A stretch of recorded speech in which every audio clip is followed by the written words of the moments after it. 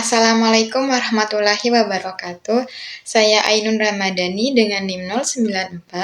Video ini saya buat untuk memenuhi tugas mata kuliah pengembangan bahan ajar. Di sini saya akan menjelaskan materi RPP saya yang berjudul Bersuci melalui wudhu sebagai landasan kesempurnaan ibadah dengan menggunakan fase F untuk jenjang sekolah SMA kelas 11 mata pelajaran pendidikan agama Islam. Mengapa sih wudhu ini begitu penting dalam Islam? Baik, mari kita bahas. Jadi, bersuci ini merupakan salah satu ajaran pokok dalam Islam yang memiliki kedudukan yang sangat penting, karena sudah menjadi syarat syahnya berbagai ibadah, yang terutama itu sholat. Bersuci ini tidak hanya dimaknai sebagai membersihkan diri dari kotoran yang bersifat fisik, tetapi juga sebagai upaya penyucian diri dari hadas yang dapat menghalangi kesempurnaan ibadah seorang muslim. Oleh karena itu, setiap muslim ini diwajibkan memahami dan melaksanakan bersuci sesuai dengan ketentuan syariat Islam. Salah satu bentuk bersuci dari hadas kecil yakni wudhu. Wudhu ini merupakan perbuatan membersihkan anggota tubuh tertentu dengan menggunakan air yang suci dan mensucikan, dengan disertai niat untuk menghilangkan hadas kecil. Dan tujuan utama wudhu ini ialah mempersiapkan diri secara lahir dan batin sebelum melaksanakan ibadah yang mensyaratkan kesucian. Setiap sholat dengan wudhu, seorang muslim tidak hanya membersihkan anggota tubuhnya, tetapi juga menata hati agar lebih khusyuk dalam beribadah kepada Allah Subhanahu wa Ta'ala. Perintah untuk melaksanakan wudhu sudah dijelaskan secara tegas dalam Al-Quran, yakni dalam surah Al-Ma'idah ayat 6.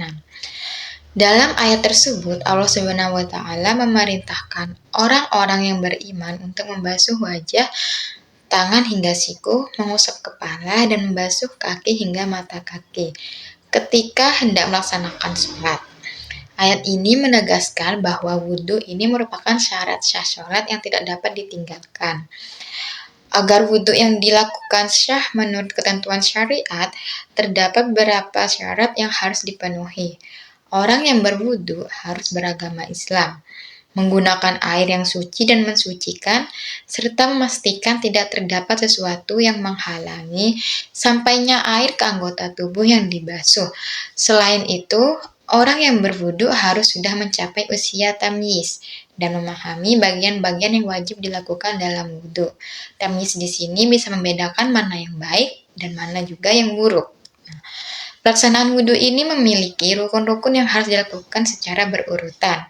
Rukun tersebut meliputi niat di dalam hati, membasuh wajah, membasuh kedua tangan hingga siku, mengusap sebagian kepala, serta membasuh kedua kaki hingga mata kaki. Dan jadi seluruh rangkaian ini harus dilakukan secara tertib agar wudhu yang dilaksanakan dinilai sah dan dapat menyempurnakan ibadah. Selain rukun, dalam wudhu juga terdapat amalan-amalan sunnah yang dianjurkan untuk dilakukan. Pelaksanaan sunnah-sunnah wudhu ini bertujuan untuk menyempurnakan wudhu dan menambahkan pahala bagi yang melaksanakannya. Dengan melaksanakan wudhu secara sempurna, seorang muslim dapat merasakan ketenangan dan kesiapan diri dalam menjalankan ibadah. Jadi, wudhu ini juga bisa dapat menjadi batal apabila terjadi hal-hal tertentu yang telah ditetapkan dalam ajaran fikih, contohnya seperti keluarnya sesuatu dari kubul atau zubur, hilangnya kesadaran karena tidur nyenyak atau pingsan, serta sebab-sebab lain yang membatalkan wudhu. Oleh karena itu, setiap muslim harus senantiasa menjaga kesucian dirinya agar tetap dalam keadaan suci ketika melaksanakan ibadah. Serta pelaksanaan wudhu ini mengandung banyak hikmah dan keutamaannya, yakni wudhu ini mengajarkan pentingnya menjaga kebersihan dan kesehatan tubuh, menumbuhkan sikap disiplin, serta melatih kesiapan diri sebelum beribadah. Rasulullah SAW juga menjelaskan bahwa wudhu ini dapat menghapus dosa-dosa kecil dan menjadi cahaya bagi seorang mukmin di hari kiamat nanti.